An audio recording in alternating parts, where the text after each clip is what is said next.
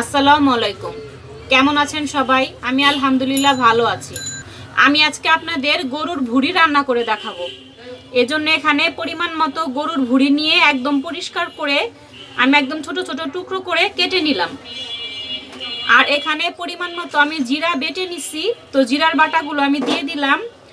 আর আমি এখানে 3 চামচ আদা রসুন বাটা নিয়ে নিলাম, আদা রসুন বাটাগুলো আমি সব দিয়ে দিলাম। আমি এখানে পরিমাণ মতো পেঁয়াজ কুচি নিয়ে নিছি, তেজপাতা নিয়ে নিছি, এলাচি নিয়ে নিছি, লবঙ্গ নিয়ে নিছি, দারচিনি আর বেশ কিছুটা কাঁচামরিচ নিয়ে নিলাম। তো এখন আমি পেঁয়াজ কুচিগুলো আমি সব দিয়ে দিব। ভুঁড়ি রান্নার ভিতরে একটু পেঁয়াজের পরিমাণটা বেশি হলে ভুঁড়ির টেস্ট খুব ভালো আসে। তো সবগুলো মশলা আমি এখন দিয়ে দিলাম, শুধু কাঁচামরিচটা আমি পরে দিব। আমি পরিমাণ মতো লবণ দিয়ে দিলাম। এখানে বেশ কিছুটা শুকনা মশলা নিয়ে নিছি আমি, হলুদের গুঁড়া, মরিচের গুঁড়া, ধনিয়ার গুঁড়া, গরম মশলার গুঁড়া। তো এই শুকনা মশলাগুলো আমি সব দিয়ে দিব। এখন পরিমাণ মতো সয়াবিন তেল দিয়ে দিব।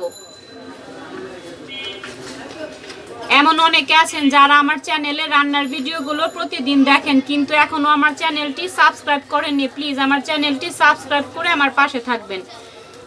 আর আমার রান্নাগুলো যদি আপনারা প্রতিদিন দেখতে চান তাহলে সাথে যে বেল বাটন আছে বেল বাটনটি অন করে রাখবেন। আমি যখনই রান্নার ভিডিও দিব আপনার নোটিফিকেশন পেয়ে যাবেন।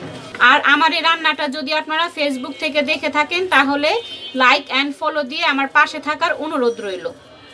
দেখেন বন্ধুরা, সবগুলো মশলা দিয়ে আমি ভুঁড়িটা ভালো করে মেখে নিতেছি। মশলাগুলো এমনভাবে মাখতে হবে যাতে সবগুলো উপকরণ একসাথে ভালো করে মিশে যায়।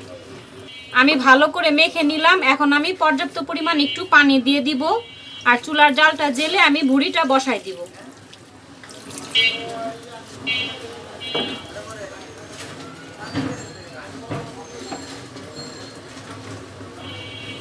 আমি চুলার জালটা জ্বালিয়ে দিলাম। এখন ঢাকনা দিয়ে ঢেকে দিব। বলক আসা পর্যন্ত আমি অপেক্ষা করব। দেখেন বন্ধুরা, ভুঁড়িটা আমার বলক চলে এসেছে। এখন আমি ভালো করে নাড়াচাড়া দিয়ে দিতেছি। এইভাবে কয়েকবার নাড়াচাড়া দিতে হবে, তা না হলে নিচ থেকে লেগে যাবে।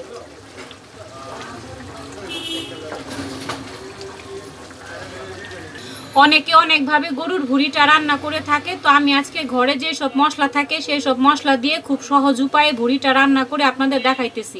যদি আমার ভুঁড়ি রান্নাটা আপনাদের কাছে একটু হলেও ভালো লেগে থাকে প্লিজ আপনারা ভিডিওটি প্রথম থেকে শেষ পর্যন্ত দেখবেন, আর দেখা শেষ হলে একটি লাইক দিয়ে দিবেন।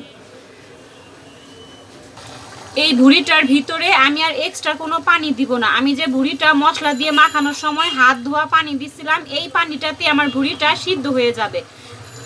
আমি এখন ভালো করে আবার নাড়াচাড়া দিয়ে দিতেছি যাতে নিচ থেকে লেগে না যায়। এখন আমি বেশ কিছুটা কাঁচামরিচ এভাবে 2 টুকরা করে দিয়ে দিলাম। এখন চুলার জালটা আমি মিডিয়াম থেকে একদম লোতে করে 1 ঘন্টার জন্য দম দিয়ে রাখবো। তাহলে আমার ভুঁড়িটা একদম সিদ্ধ হয়ে গলে যাবে আর এক্সট্রা কোনো পানি দিতে হবে না। দেখেন বন্ধুরা, 1 ঘন্টা পর আমি ফিরে আসলাম। ভুঁড়ির পানিটা একদম শুকিয়ে একদম আঠালো হয়ে গেছে। ভুঁড়ি রান্নাটা আমার হয়ে গেছে। একটু ঠান্ডা হলে আমি আপনাদের পরিবেশন করে দেখাচ্ছি। দেখেন বন্ধুরা, ভুঁড়ি রান্নাটা আমার একদম হয়ে গেছে। আমার আজকের রেসিপিটা আপনাদের কাছে কেমন লাগলো আপনারা প্লিজ কমেন্ট বক্সে কমেন্ট করে জানাবেন। আপনারা সবাই সুস্থ থাকবেন, ভালো থাকবেন। আসসালামু আলাইকুম।